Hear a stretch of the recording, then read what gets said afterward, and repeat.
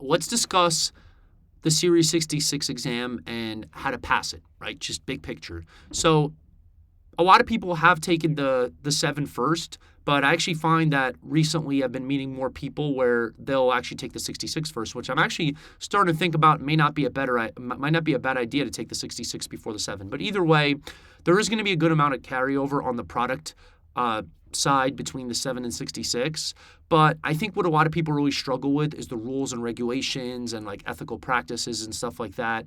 And I think really when it comes to rules and regs, I like to think about it like an if-then chart, right? So, and I really highly advise people understanding the regs in that way rather than just looking at it as individual facts on a shelf that are disjointed and not connected.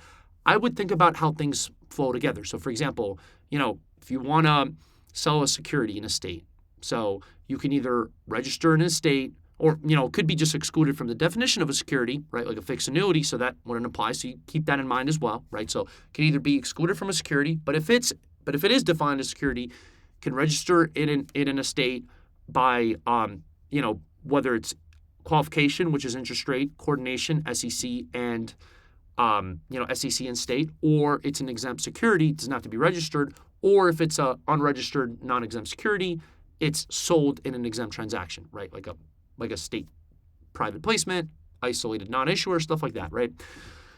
So understanding that and trying to look at it as almost like an if-then situation, right? I like to almost think about it like if you remember those old books where, you get to a part and it's like, oh, if you decide to climb up the tree or if you decide to walk through the woods, what happens then? So I like to think about it like that. It's like, oh, what if, like registration of a broker-dealer? What is a broker-dealer? What does a broker-dealer do?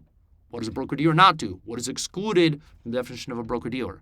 What is an advisor? What is not an advisor? What is excluded or exempt from the definition of an advisor? So kind of follow that way. So kind of see it as a path rather than just, oh yeah, like let me remember fact number 55. Like I feel like that just never works. And I feel like the proper way to go about it is try to draw a story. And I get it.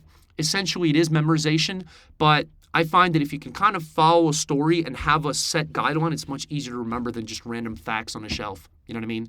So hope that helps. Please like and subscribe and listen in for more, and hope you have a great day.